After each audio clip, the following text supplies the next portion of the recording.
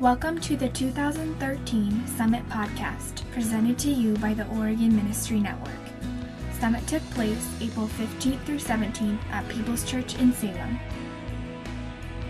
The following learning lab entitled Reaching the Community, Reaching the World was brought to us by Phil Carney and Doug Timmons.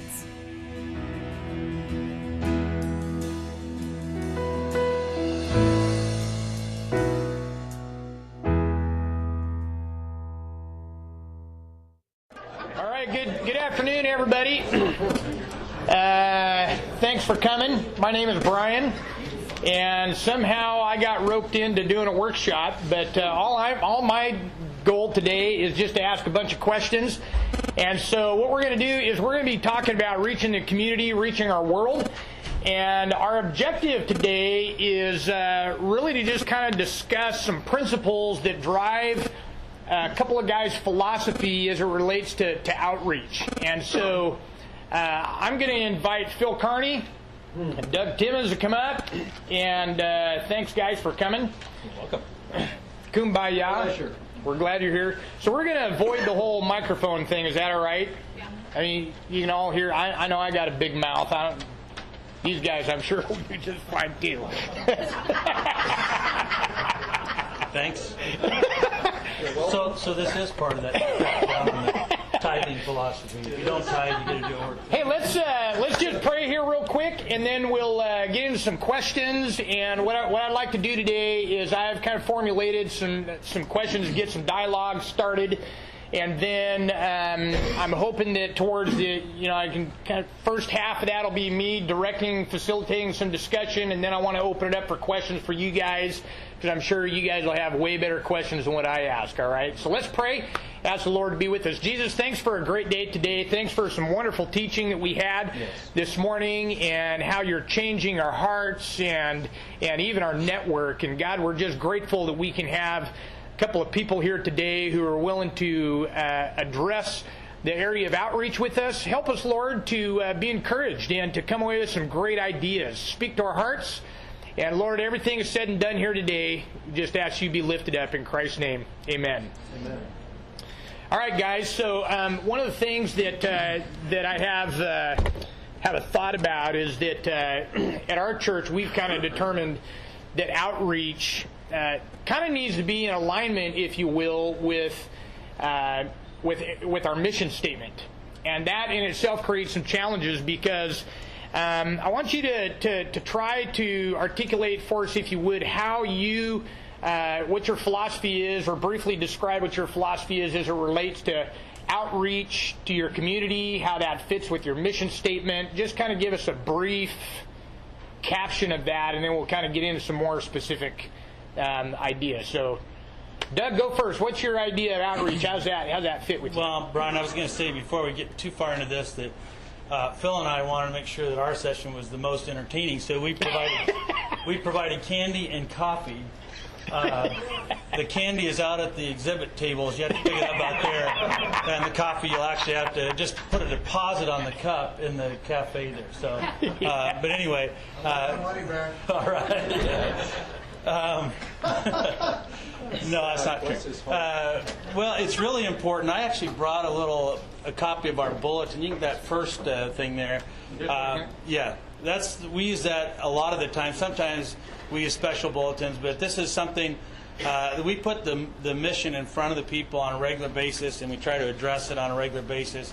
And I know we're going to get into that a little bit more later, but I think that for the outreach to be centered in the mission, people have to understand what the mission is. So that's the number one thing in my mind, is that that's important to ingrain what the mission is. And like I said, we'll elaborate on that probably a little bit later. But I went to a conference several years ago, actually that Dave Benson was hosting there in Newburgh, and the speaker there was talking about how there had to be memorable, or they had to be able to know and repeat easily what the mission was. And I thought, wow, that's not us. And so we kind of reworked a little bit, and we didn't change the mission, but we put it in a wording: loving, growing, serving, and then there's breakdowns from that. And as people get more familiar with it, they can really thrive within that mission statement. But for us, that's kind of an important beginning place. And so, Phil. Yeah. It was good, Doug. Yeah. You brought a handout. Thank you for I writing. just brought my wife, and she'll speak to. Did I do it okay? Yeah, it was good. Okay. Yeah. I wasn't sure what you wrote down there. Part of that. Yeah, absolutely. I think key again, is that your mission statement in terms of outreach is very simplistic, and another benefit of it being simplistic and important is because I think there are times where the need changes the mission, and so our mission's statement in regards to outreach has changed 2 or 3 times in the last 2 or 3 years when it regards to outreach. So you keep that in front of people, keep it posted, and celebrate. Which again, as Doug said, we'll talk about a little bit later. But I guess how I would answer that in a nutshell is it's very easy to keep outreach in alignment with your mission statement. Well, describe for us exactly what you think outreach, how you would identify what outreach is. I think that's an important facet too, because I think everybody has a different concept of what that is. So how do you guys identify that within your church? Again, by need, outreach can be something that you do within your facility, but it's still outreach. It's something that you could do, for instance, back to school outreach or at Christmas time or whatever, where you're inviting a need to come and that need be met within your church. So just because it's within your facility or something that you're doing, you're asking people to come and receive and have a need met, it's still outreach. Or it could be something where you're going to them. But outreach is simply, for us, defined as an obvious need that nobody else is meeting, and that God has aligned and gifted our church to meet that need. Okay. So, yeah. I think sometimes for us, years ago, I was frustrated. We've been there. We just started our 20th year at Forest Grove, and so things weren't happening as quickly as we wanted. And so I thought, well, maybe sometimes it's the pastor that's the fault. So I thought, well, I could leave, and maybe it would get better, or would take off, or whatever. Actually, God and my son wouldn't let that happen, and so we ended up staying there. So God kind of revealed to me that, why do you need to go somewhere else and pioneer a church? Why don't you just do that inside the walls of this church? And then at some point, when the church that God has birthed in your heart, when it gets to a certain point, it knocks the roof and the walls down of the old facade, and you find out, wait a second, we are that church. And so for us, I think outreach, and it's a tough one. I mean, it's really a hard one to pinpoint, but I think it has to be a lot more organic than that. I think it has to be, I think a lot of times we think of outreach as something we do, but I think outreach really needs to be something we are. Yep. And that's what Phil's talking about, I think, is just having maybe building a sensitivity to understanding what needs are. So for us, the Loving, Growing, Serving, we break it down differently than the ACMR. So that's why we don't. When you read our report, it's only half the story, because we don't have slots on the ACMR for the growth and things that we're doing. So for us, the loving piece, for us, that experiencing God, that's what we call the large group, and that's the intent of that is simply to get people exposed to Jesus. So we don't do a lot of discipling. We don't do a lot of real heavy push in our what would be one of our 2 Sunday morning services, or we have a children's large group that meets on Sunday nights. We have a youth outreach that meets on Thursday nights, and we have a recovery ministry that meets on Friday night. All of those have a large group concept where we're just trying to get them to know Jesus. The growing piece is what we use the term life groups, small groups, whatever the trendy thing is. But we use that. That's the next phase for us, where that's still outreach to me, but that's where you and I are now sitting down, and you just came to know Jesus, which your church will be happy to find out. But and so we're gonna take you along. Yeah, it's after we knew lunch. it was going to happen. Yeah, exactly. So we just try to come along with you and partner with you and bring you a little further in that process. That's still outreach. That's what Phil's talking about. It's still outreach. And then ultimately what we want you to do as a response to that is we want you to express your gifts and abilities by serving. So for us, that it's really not hard to stay within the mission. Yeah. I think one of the challenges that we all have is that as leaders, we're excited about outreach, about the being part, not just doing. But how do you guys specifically encourage the people in your church to be excited about outreach, about being an outreach person? Right. Yeah. Show them the trophies. Yeah, that's what we do. We just show them the trophies. We just give opportunity for testimonies. Everybody wants to be a part of a winning team. Whether we say that or not, I'm highly competitive in sports, and it translates over. And we've heard that all morning. Throw that competitive spirit out the window when it comes to measuring yourself by yourself. I love that in 2 Corinthians 10. That's one of my go-to verses to keep me on track. It doesn't matter what you guys are doing in your churches, but I have a responsibility here that I need to fulfill. And I think for me, that you build that winning team by showing what God is doing.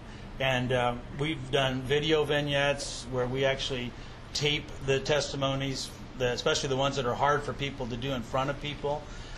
We've done, when we launched our recovery ministry 6 years ago, we spent 6 weeks, I think it was, wasn't it, hon? And we did live testimonies for 5 minutes of the message that you just wept when you were done to see how God was changing lives.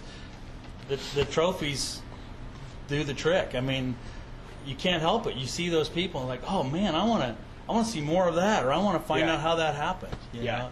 So, I think the thing that we've stumbled upon, and I think, and I use that phrase very honestly. For us, how it's worked, just the makeup of our leadership in church and community and culture and all of that. It wasn't like we, again, kind of like some of the information we've been hearing this morning, it wasn't like we decided one day, well, we want to do more outreach or whatever. We just kind of stumbled into some needs and things opened up and we found ourselves doing outreach. And I say that to say, I think accidentally, but if I were to go back and say something to somebody who's asking a question about how does outreach work or whatever, I think one of the essential things is the motives have to really be pure when you're doing outreach to your community. And what I mean by that is there's no strings attached. If this doesn't add one person to our church, if not one person says thank you, if it doesn't further who we are as a church family, if that's not the motive, that has nothing to do with it. The passion of outreach, I think, begins there. And for people getting excited, it's people that just say, boy, we go and we do this, we meet this need, we go out in the community, we do this, whatever that particular outreach is.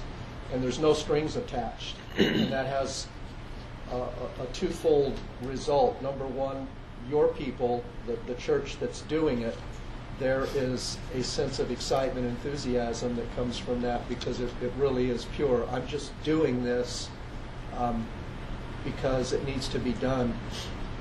And we're just, the Lord's heart extended to a need. What you're really talking about is just serving people. Serving just people. Because that's what Jesus did. Yeah, with no strings attached. Right.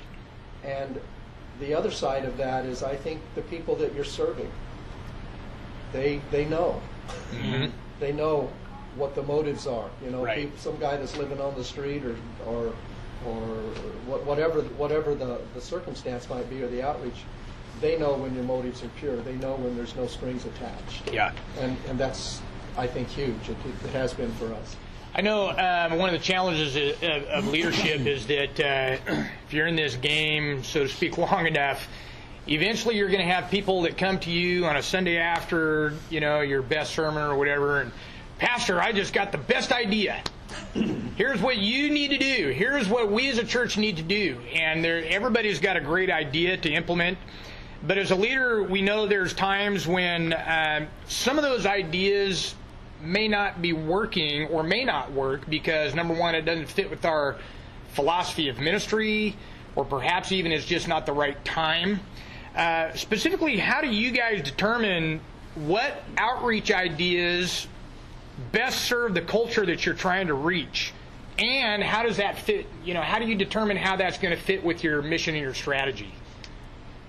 Well, one is just, again, giftedness, what we're able or prepared or positioned to do determines that. Again, if it's not what we can meet, if it's a need that we can't do well, or we just don't have the people that can do that, then we don't. Another key thing for us is we have a full-time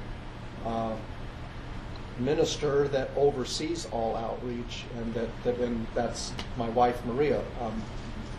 We brought her on board full-time, and that's one of her primary roles as an associate, is overseeing outreach. Well, that helps because you're staying ahead of the needs. So when you do have people that come say, we ought to do this or do that, well, we already have things going on.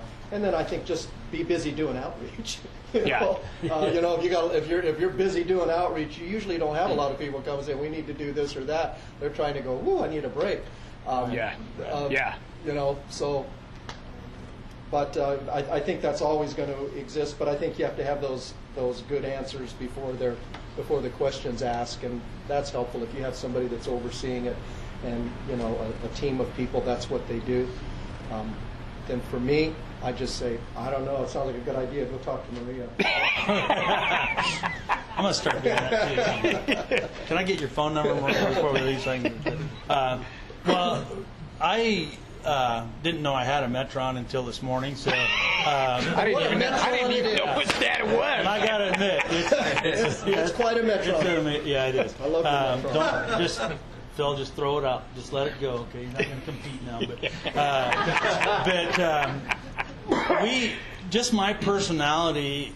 My Metron is relationship. As I was sitting there, I'm thinking, that's what I do best, is build relationships, and that's kind of comes in handy in ministry. Sometimes get you in trouble too, but I never say no right off the bat, because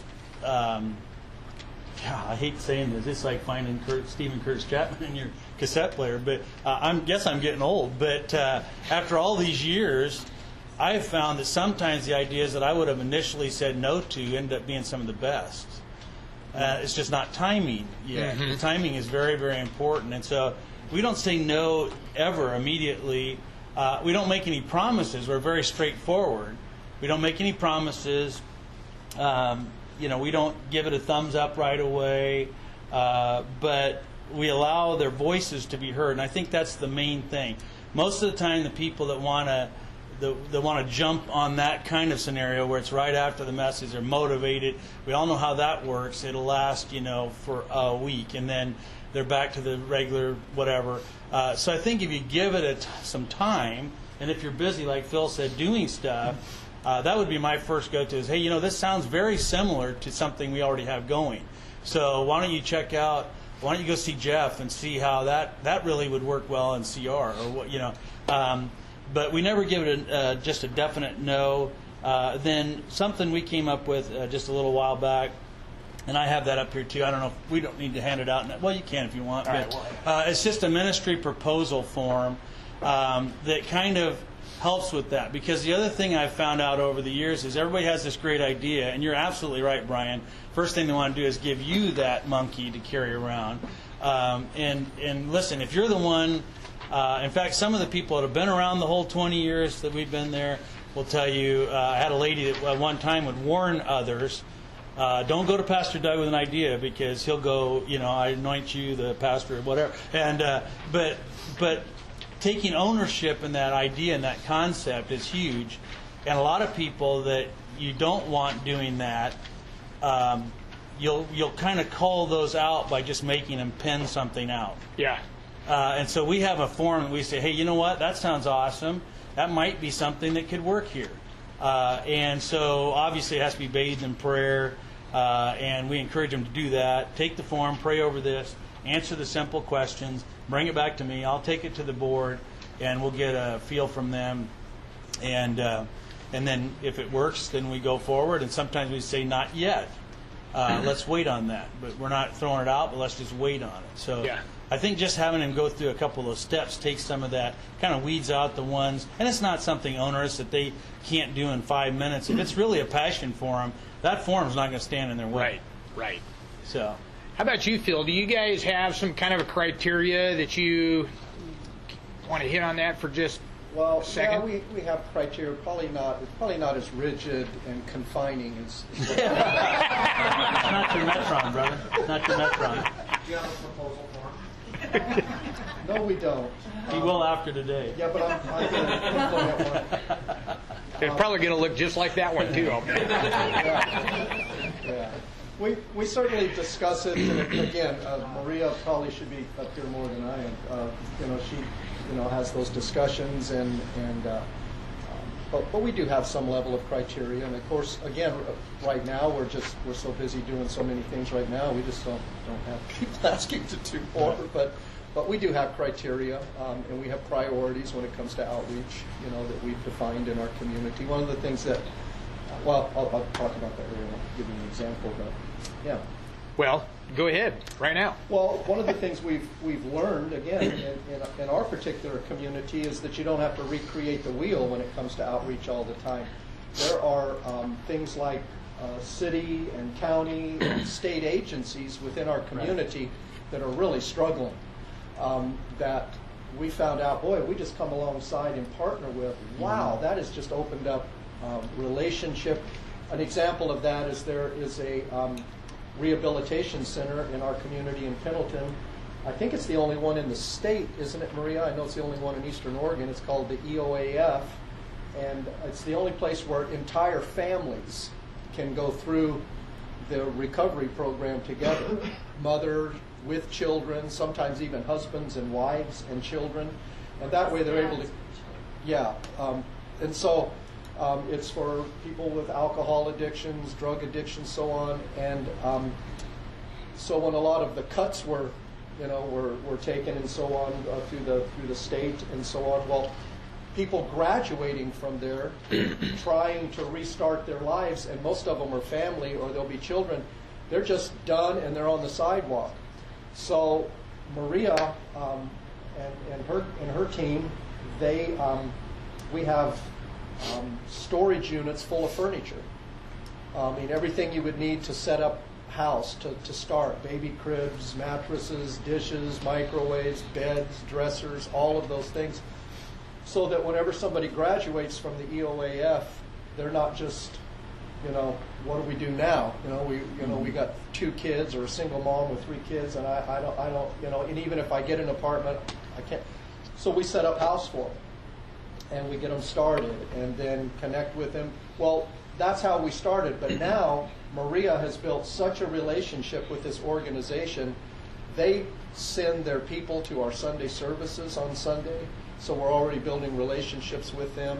And it's just kind of snowballed. But that started as an outreach. We're just going to help provide some furniture. Well, now it's turned into this huge relationship to where they're coming to our Celebrate Recovery. They sent their counselors to our Celebrate Recovery to check it out. So now they're sending people from so it's become this huge resource. Mm-hmm. So we didn't recreate the wheel there. We just partnered with something that was already going on that needed help, and it's turned into this huge relationship to where we're just like, everybody in the EOAF knows who we are, and it's like one and the same. It's this huge partnership. Mm-hmm. It's turned into a huge thing. I think a lot of people feel like they need to be creative in their outreach. Yeah. But really what I'm hearing both you guys say is that whatever it is that you're passionate about, just go find that need somewhere and just start serving, because because out of that, not only are you going to be passionate about doing that, and love doing it, you're not going to grow weary doing it, but other resources come as a result of that. Mm-hmm. Can I tag team off of something you said too? Absolutely. I think that we have a tendency to think that, the average person right now, particularly the climate right now in our culture, is irritated with lack of good management in government, lack of proper funding for schools. There's a laundry list of things that we're disappointed in the leadership of our country.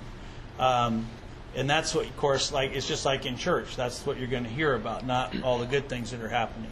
There are a lot of good things, but I think what Phil's saying, and that's a huge part of this, I think, probably the biggest part in my estimation, short of the fact that God tells us we're supposed to be doing it. We were supposed to do it first, we being the church. Right. We gave it up to the government, which, if you thought human instrumentality was prone to fail, just complicate that by electing them and giving them an office and giving them money. And then now you got a mess, you know. And so I think what Phil's talking about, and we've experienced exactly the same thing, that these government agencies, whether it be school systems, I mean, I could go on and on, and one of the funnier stories that in my life in Forest Grove was when I felt like God, and I'm not God's never, this is being recorded, but I've never been a hear from God kind of person. I've never heard an audible voice. Oh, did you get that on a recording? So that was, again, my name is Brian Steller.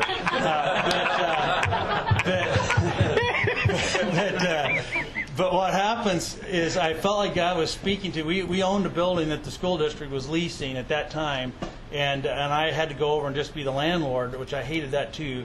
Not part of my Metron, but anyway, I went over, and on the way over, God spoke to my heart and just said, I want you to tell Jack, the superintendent who was newly elected, that I'm supposed to be his friend. And my first thought was, that's gay. I'm not doing that. There's an outreach. Yeah, I'm just saying, you know, tender, you know, receptive. But and I said, no, I'm not doing that. That's just stupid. Who does that? Who introduces himself? Oh, by the way, I'm the local pastor. I want to be your friend. You know, and but through the course of the conversation, I really couldn't eliminate the voice of the Holy Spirit. And I just finally said to him, because he was following a very troubled administration, and I said, Jack, you know what we do is not that much different. I said, there's a lot of expectations that people have of us, none of which we're going to hear about until we violate. And then we're going to hear all about it. Mm-hmm. And I said, so if that ever gets to you, just give me a call. Let's hang out. Boom.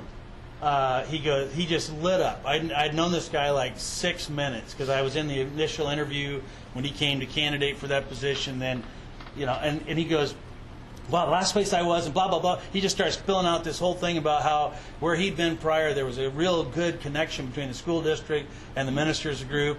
And from that started a monthly meeting where we were hosted by the school district, we being the pastors in the community, for now it's been 14 years, I think. That once a month we're in their facility drinking their coffee, which is horrible, and talking to the leadership of the school district. That's outreach to me. Right. We've had the opportunity to speak to them. They've had opportunity to say, hey, you know what, we got some kids that are in trouble. Can you guys, we know you guys are into that, so can you help? You know, blah, blah, blah. We did the same thing. Celebrate Recovery is open doors. We got the largest partnership grant from Oregon Food Bank to date. $5,000, I think it was, which is normally way over what they normally do. But they knew we were building a new kitchen to feed the people and said, let's help you out with that. That was money we wouldn't have been able to come up with. And so there is a reciprocation that happens in that too, where you open up and say, hey, you know what, we were supposed to be doing this anyway, so let's do it. And again, with no strings attached, but just, hey, we're here. Yeah. I think that pastors being involved in their local community is absolutely key. Right.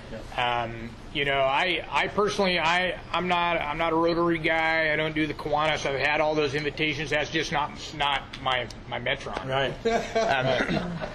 But one of the things that I personally do is I serve on the fire department, mm-hmm. and am a medic there and help with those, and just having relationships Absolutely. with people that are not Christians yet Right. makes a world of difference in a city. And I hear you guys talk about that a lot. So I guess a follow-up question to that is, how intentional are you about developing friendships with people who aren't saved? Oh, absolutely. Yeah. And I think those come through fixing stuff that everybody else is complaining about. A great resource, it's probably true in most communities, it's certainly true in ours, you know, it's a small community, so everybody knows what's going on. But I think one of the first big outreaches we did, and we didn't intend it to be an outreach, but we just watched the newspapers, and there's always somebody complaining about something in the newspaper or a problem, and there was a front page thing about a particular neighborhood in our community that's run down, and they were going, is it the landlord's job to fix it? Is it the city's job to fix it? There's washing machines in the front yard, and there's couch, it's just this mess. And there was this big debate and argument in the newspaper who should fix it, whose responsibility it was. So a guy in our church says, why don't we fix it? So we did, and we had 100 people showed up.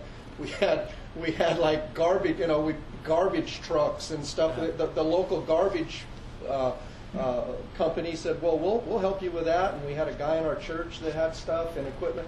And we spent the whole day mowing lawns, hauling away washing machines, old tires, couches, and just swept through this community like on a Saturday and fixed this problem. So we made all kinds of friends. Yeah. The mayor was our friend. Right. The city council was our friend. The landlords were our friend. Everybody turned out to be our buddy. So, and we just watched the paper. Just recently, there's a nursery. It's called Pioneer Relief Nursery, and it's a nursery for children, for low-income families and that can't pay for child care, so moms could work or whatever and that sort of thing. Well, somebody broke in and stole their flat-screen TVs off the wall that they use in their program. And so there was a big thing in the paper. So we went and bought and replaced their flat-screen TVs. Well, we're everybody's friend. Yeah. So again, it's not recreating the wheel, and you can develop these very positive relationships just by finding out something that's wrong that, as you said, everybody's trying to find out whose responsibility it is. Well, it's our responsibility. Right. Go fix it.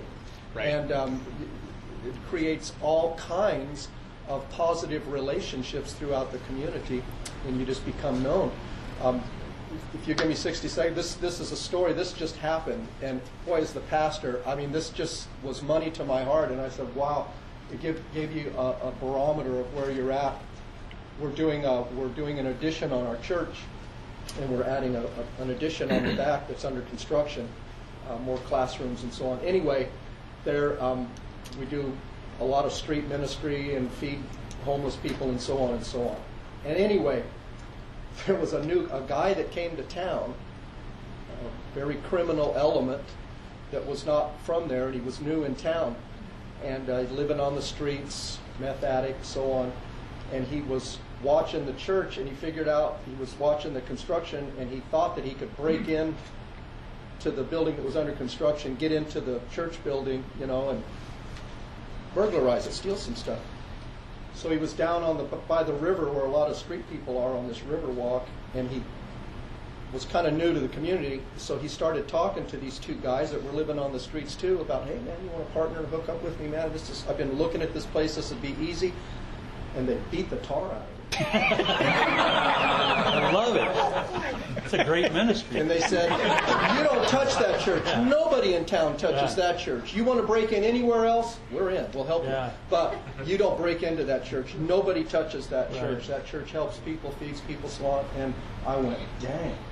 I don't know if that's a good rep or a bad rep. Yeah, that's a good one. You get beat up, but anyway, it gives you a sense that over time, building those kind of relationships and so on in the community, it's not just everybody kind of knows, who you are and what you're about. Yeah. And then it's just really who you are. Yeah.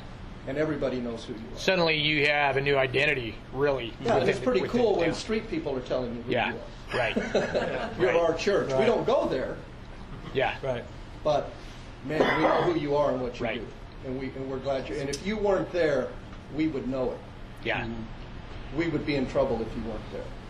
Well, other questions? You guys have some questions for Phil or Doug? While they're thinking about that, I will tell you that I am Rotary guy, and I've been Kiwanis too, but only because I have always looked for what I call a fishing pond everywhere we've been. It's a preaching station or whatever. It's been a drive-in, like a hamburger stand, one place we were at. It's been a bakery, another place. You don't always I guess we're Assemblies of God, so it's got to have food involved. And so the other one, though, that I found was in Rotary, because in our town, that's where 70 or 80 of the movers and shakers of the community are. I mean, if you're going to talk to community leaders in one given place in our town, that's where it's going to happen. Not every town's like that, but we have one of the larger Rotary clubs actually in Oregon, and so we and what I've found is that what we have as pastors, our personality, our makeup, our drive, our DNA, if you will, is exactly what they're looking for in leadership of the club. And so when I joined the club, I have what I call the fastest rise to the ascension to the throne. I joined 1 year, and I think it was 3 years later I was the president, not because I wanted it, but because it just happened. But you know what? It affords you opportunities. Yeah. It took some time. I went to the board and said, hey, they want me to do this. It's going to take a little bit of my time. Are you okay with that? The board said, in my case, and I have the greatest board in the world, but they said, you know what? Not only will we want you to do that, we'll pick up your dues and we'll pick up your meal costs for that weekly meeting. And so from that, I've had just countless opportunities. The same thing, where they just meet you first, because you know how it is. We all have to downplay the fact that we're pastors. You know, one of my favorite things is when we pick up a guy on the golf course and you don't tell him until the fourth hole that you're a pastor. Yeah. And then he's apologizing What? for his language and, you know, all that stuff. And you get one of two responses. Well, I was baptized when I was, or I'm not a very religious person. And then I really back them out and I say, well, I'm not either. And they're like, what? You got to be. But, but no, it's about relationship with Jesus Christ. And so just another kind of quick story for that. I had just joined our club there when 9/11 happened. And, you know, on the heels of what happened yesterday, it's kind of all tender in our hearts, that compassion. And those things, while we don't look forward to that happening, but those kinds of events are great events to demonstrate who you really are with this compassion thing and not expecting to get anything in return. I had just joined the club, and the then president of the club called me up. You remember that was on a Tuesday. We meet on Wednesday afternoon. And he called me up. He said, Doug, I'd like for you to say something tomorrow at the meeting. And I said, well, Rob, I'm a Assemblies of God pastor, so when you say I want you to say something at the meeting, can you be specific? Because I can say a lot of things at that meeting. And so he said, well, I don't know. I don't even know what I'm asking. I just felt to call you. He goes to, I'm not going to name the name, but the church in our town, almost did, that's very, very far away from the truth. And has a lesbian pastor and so forth and so on. But yet it was interesting. His pastor was part of our club, and several other pastors were part of the club. But he called me, and I thought, well, why is that? And I was thinking about that all night. Why did he call me? And I think the reason is because I came in there not as a pastor, but just as Rob's friend. And so the next day I got up and I said, I don't even know what do you say at that point? And I just said, I'd like to pray in Jesus' name, because that's where I come from and that's where my source of hope and peace is. And I know it's going to offend some of you, but please just excuse me. You asked me to do it. I didn't ask for the opportunity. And I did it. And at the close of that, extremely warm reception to that. Tears streaming down the faces of 70-year-old men, business leaders weeping openly and saying, and just it afforded me an opportunity. And one of those pastors just passed away just this last few months. And one of the guys came up to me, and you talk about, like you said, that's a pretty cool badge of honor that you get from the people you're ministering to. He came up to me and he said, I guess you're it now.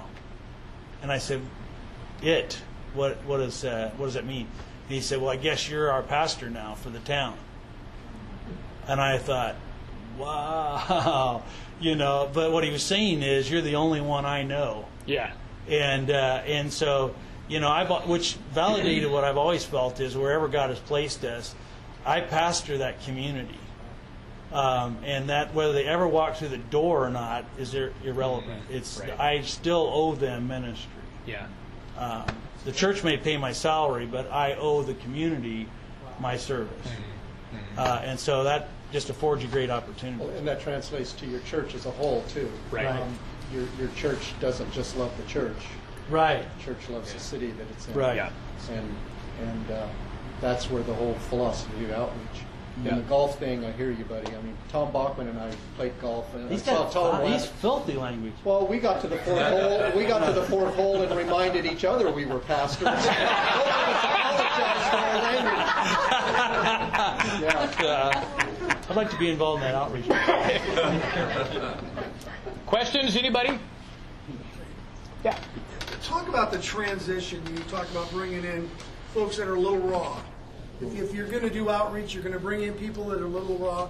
How do you steer your folks towards receiving that? I know it wasn't always the case for you, Doug. It was fresh for your people. Right. So steering them so that they don't bark at visitors. That they're friendly with each other. Put aside the barking and receive these people, because you're going to have some odd things happen at your place when you have folks that aren't saved coming, which is a good thing. Right. Tom is referring to a story I told in a group of guys he was there. Not long after we started our Celebrate Recovery ministry, we've been going 6 years, and you don't.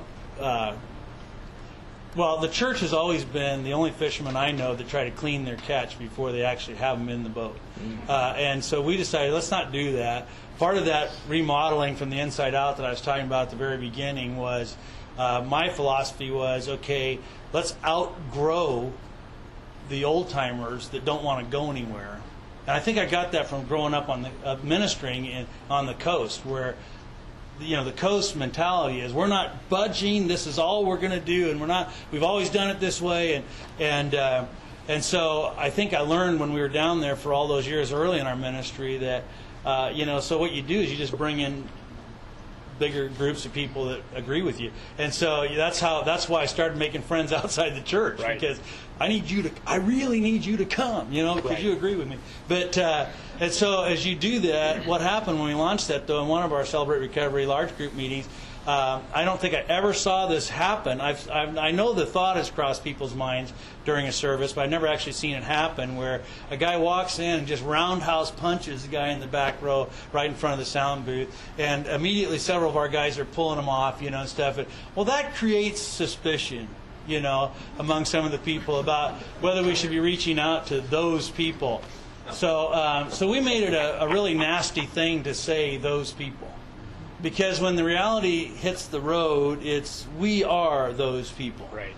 And I think that's one of the things that I always tell our people. I'd go to this church even if I wasn't the pastor, if you'd let me, because it's the coolest place that I know. Because people can come there and be real, and that doing that, Tom, has broken down. It's allowed people that for years have wanted to admit, I'm not perfect. But how do you do that in the typical church environment? Because don't you think Is that that where you celebrate the trophies? Is that where that comes in? Absolutely. Where they see the value that both of you Absolutely. talk about? I think that part of that, wouldn't you agree that a lot of that has to do with the leaders' perception of how they receive people coming in? Yeah, and again, I think it's from the very beginning when we started to see some of the people we were reaching out to begin to come to us. Number one, you want to celebrate those people. We had them. We did what you were talking about. Videotape their stories, put that on PowerPoint, interviewed them, have them come up and just tell what the church meant to them, or what the particular needs that were met in their life meant to them, and it began to translate like, wow, we're like humbled and honored that you would come here. Right. Not that we would allow you to, but man, we're just like humbled and honored that you would trust us or think us, a safe place to come and actually come to church here. And that just kind of, it took a little time. And so they become a gift to you rather than... Yeah, that's how it feels, and that's how it's presented, and that's how it's communicated. They're the guest of honor. It's a big deal that they would come and hang out with us, or come and be a part of our fellowship. And so it's pretty cool on a Sunday morning. We have professional people, doctors, physicians, people that are very professional sitting next to the graduate of the rehab center. Yeah, it's pretty cool. And Also, what we found to be without exception is the people that you've reached out to and God's really got a hold of their life and they're restarting their life and they're starting to get some traction in a new life. They are the most ready and the quickest people to respond to outreach ministry and to do ministry in your church. So we let them, we let them minister because they are so appreciative of having a chance to be on the giving end. Right. And so that all mixes together. But I think initially there can be some challenges as to that, and you still have weird things that happen. But we had weird stuff happen in our church like before we started reaching out. Yeah. Everybody's weird. Yeah. I mean, you sat in somebody's seat, and there was a fight, dear God, so forgive us. we had fights anyway. I think you're supposed to have fights. Yeah. Like I said, they've been thinking it. Nobody actually just thrown the punch. Right. It's like, Yeah. So actually kind of liberating. I think I've been there. Yeah, it's like, hey, come on over here. I want to show you something. I don't know if it relates to that question or not, too, but I think that part of what I've done is tell people. I try to incorporate in the message that, and Kyle's been there, so he may have heard this before, but I've tried to include in the message how I'm doing what I'm asking the people to do. Because if I ask them to be outreach oriented, or I ask them to be relational, I ask them to share their faith, well, that's one thing. But if I demonstrate, and that's another kind of trophy for me, is the ones that aren't there yet.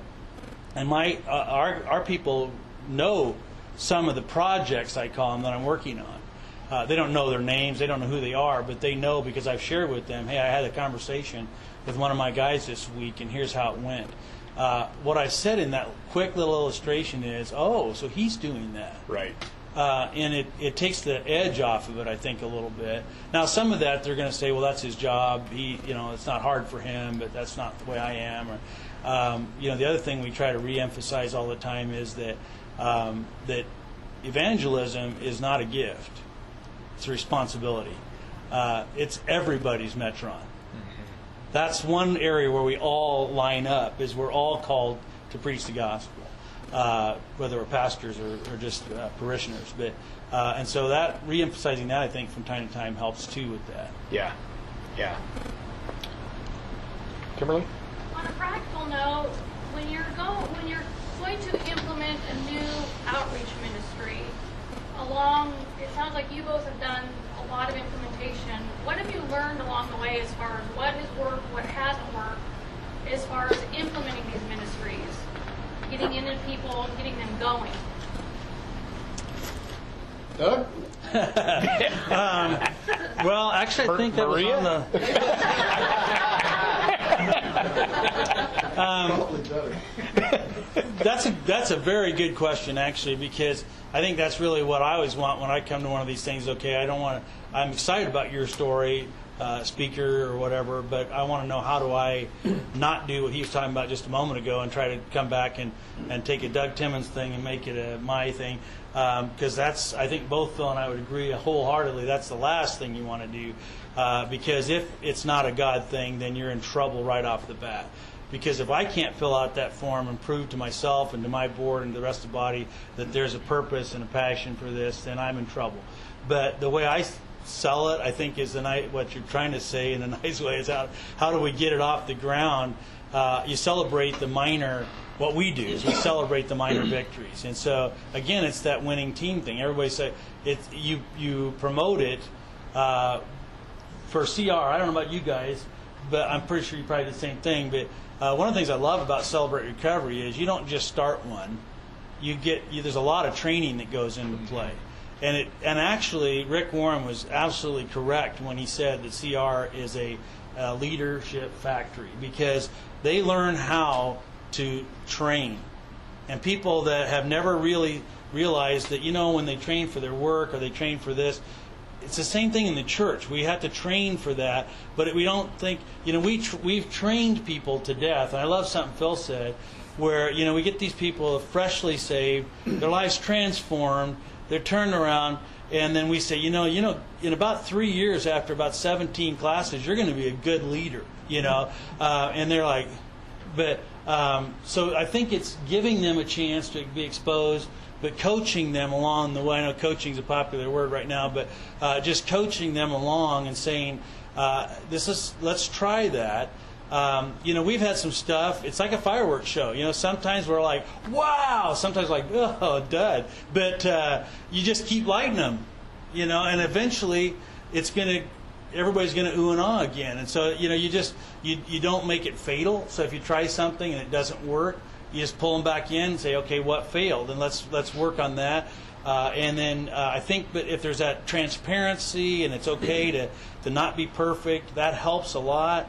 But I think training is essential, and mentoring is huge. And you probably experienced the same thing with CR, that one of the catchphrases there is, you'll know you're in recovery when you care more about others' needs than your own. And just a case in point, the guy that just recently took over leadership of our, gosh, I hope I can say this without crying. The guy that just took over our Celebrate Recovery group used to live in his car in the dumpster behind our church. He came in and he said, this isn't the first time I've been here. And I said, really? I said, I think it is. And he said, what do you mean? I said, well, I can remember faces like crazy. I said, I don't remember seeing yours. That's not how you normally greet visitors, by the way.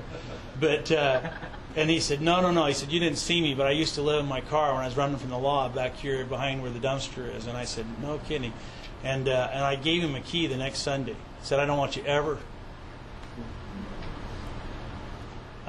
staying outside again. He's our leader now and takes care of the building. I didn't see that coming. Yeah. But I saw a guy that was hurting.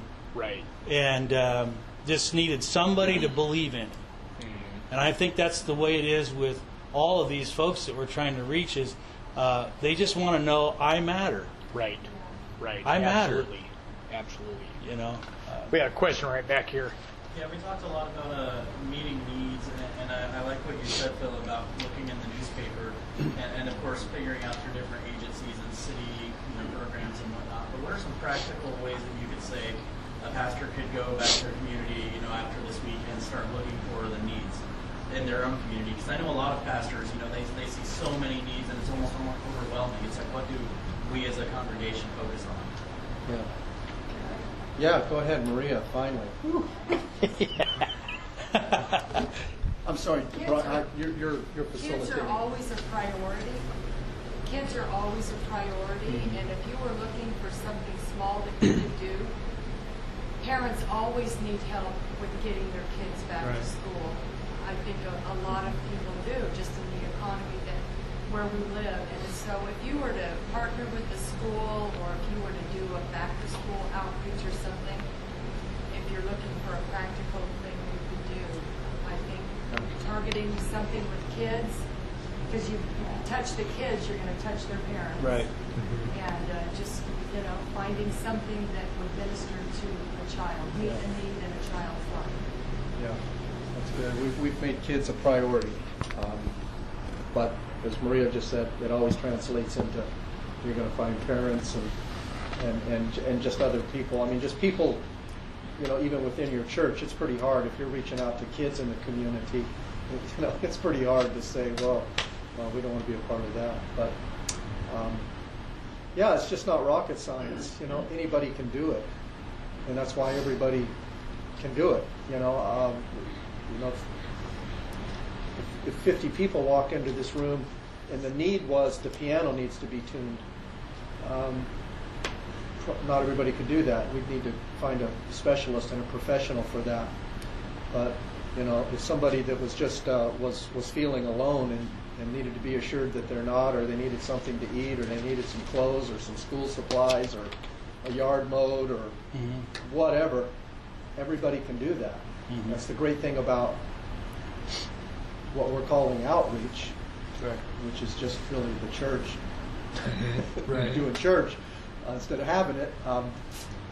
Everybody can do that. Everybody in your church can do outreach, and so it's kind of hard to define it and speak to it and sound brilliant like Doug and I really wanted to, because it's just something It's just something everybody can do. Yeah. It's just take a look. You know, I think Jesus probably gave the best mission statement and description and seminar on outreach. He just said, look, lift up your eyes, the harvest is ready. And he didn't say, so make sure we pray for more leaders and more skilled people and get some training going. He just said, we need laborers. Right. Well, and everybody can do it. I think it's important to understand that every person is very unique in what they like to do, what they're passionate about, and what they're gifted with. Yeah. And we tell the little old ladies, in our church, if you like to bake cookies, give cookies away. Right. That's an outreach of just showing love in a practical way. Right.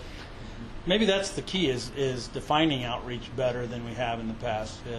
That outreach can be as simple as just loving somebody. Yeah. I think the other thing too. By the way, Jeff didn't get the key just because he walked in the door that day. I mean, there was more background to that, obviously, than I gave you. But it's just also noteworthy that he has an office 2 doors down from mine in the same suite of offices that we have at our church, and he's now our Life Change mentor.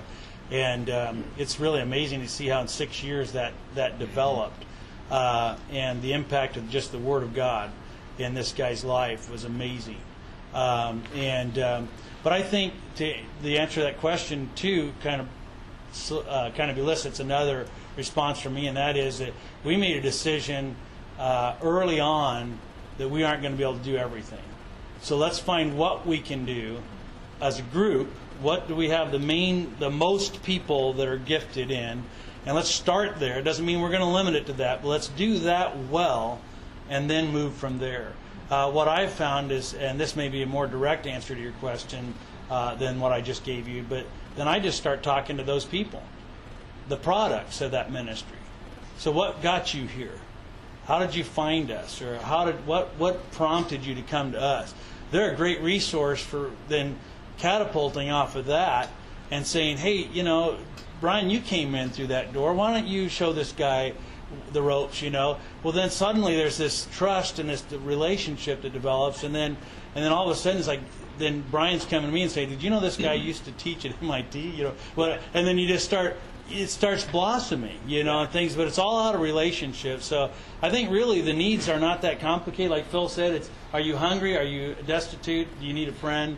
The list of needs, real needs, can be boiled down to about 4 things. And so just find that and then do it. And I think that you'll find I appreciate the question, because we always think, well, it's not a problem. Just because I thought this great idea was, we'll just read the paper for these birth announcements and then send them a thing saying, hey, we're all about life and blah. How do you get addresses for people that post? You can't get that. You can't go to the newspaper and say, I want the... No. So, that obviously didn't work. So we're thinking of other ways to make that happen. But I think you just have to think outside the box. And I've done something else, and this is where Rotary came in handy too. I went to some of my friends from Rotary and said, hey, I'm doing a survey. It was the truth, but I said, hey, I'm doing a survey on men's ministries, because men's ministries is a big deal at our church too, because we feel like that's one of the things that are most left out in a lot of places. Is we think, well, men are hard to reach. They're really not. But I went to about 10 friends in Rotary that were guys and asked them, what do you think is the greatest need that a man faces today? I was amazed at the answers, the thoughtful answers that these guys gave me. And I did use those in implementing that in our men's ministries, but I also use it as a tool to open the hearts and get into the minds of somebody that doesn't go to our church. I think the key, what you guys keep reiterating over and over and over again, is this element of relationship. Right. You, as leaders, as pastors, we have to be intentional about creating relationships outside of the church. Mm-hmm. So get out of the bubble and go get where you're a little bit uncomfortable. Just start making friends with your neighbors, the people you work with, people you play racquetball with, or whatever it is that you like to do and hang out and have fun. Make relationships with people, and then out of that comes ministry, and needs become very clear and aware. Mm-hmm. So I think we got time for one more question. Anybody else? One last question? I just am curious, like, I feel like sometimes the struggle, I know we've even had at our churches, we're really good at, like, ministry outreach, and as a pastoral staff, we've made an objective, but sometimes what's hard is teaching people this is not, like, this isn't an event, this isn't a service project, this needs to become, like what you guys said, like, who you are, and not something that you do, and I feel like it's become something kind of easy. It's easy as a church, but what advice would you give on how to really get that into your people's hearts so that whether it's a church project or a church outreach event or just them realize they need to fill in a need on their own, what advice would you give so that they can like really personalize it and become that person just as a person instead of just a church project? I don't know. Maria? we defer to Maria. You know, I think you know, the ticket there is that you as a leader have to be passionate about what you're doing. Mm-hmm. And as you talk about that to people, and both these gentlemen have talked about just sharing the wins. You know, you start being positive about what it is that you're doing, people want to be part of something that's happening. Mm-hmm. They don't want to be part of a sinking ship.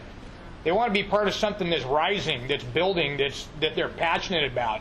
And pretty soon, you just start hanging out with those people, communicating your passion, they're going to buy into that. They're going to start connecting the dots. And I think that's really where the Holy Spirit helps us. Absolutely. Is our job is to equip people for ministry, but how do you do that? Mm-hmm. Well, you do ministry. You demonstrate that in front of them. And as you lead people, the Holy Spirit will start connecting the dots and helping people be creative. And so, I don't know, anything you'd add to that? Outreach is contagious. Right. And even if it's maybe, you know, you're struggling and you don't get a lot of people that want to be a part of it or whatever, it cannot help but gain momentum. If, for instance, you just meet one need in the community or one specific target group, back to like Maria was saying, a back to school outreach, but there's ways that you can carry over from that outreach. You can get information from those families, and you can do follow-up stuff, you know, that they're very receptive to, and that begins to become contagious and gain momentum within your church. It's just one of the things you kind of got to, like anything. What you're describing is you're actually trying to shift the culture of the church. Right. And boy, that just doesn't happen overnight because of an event or overnight. Right. That's something that you continue to do. And it will become contagious, because what I am convinced of is everybody that knows Christ, everybody that is born again, truly desires to be used in a significant way to make a difference in somebody else's life. And everybody's been equipped and gifted in some way to do that, like we've talked about. And all of that is within your church. And so I think the best thing, you know, that we could say in response to that question, which is a good question, and it's a reality for churches, is that you just continue to meet needs, even if it's just the pastoral staff doing it in the beginning, or a handful of people. But it catches momentum. It's contagious, especially when you begin to celebrate stories and people begin to say, you just have to get one little single mom up in front of your congregation on a Sunday morning crying her eyes out with two little kids, and they didn't have anything to eat or a warm house or whatever, and they don't say the pastor, or they say this church. Right. Yeah. This church changed our life. Right. Yeah. And it's done. Off and running. You've injected everybody. Thank you for listening to the 2013 Summit Podcast. For more information on the Oregon Ministry Network and our events, please visit our website at oregonag.org.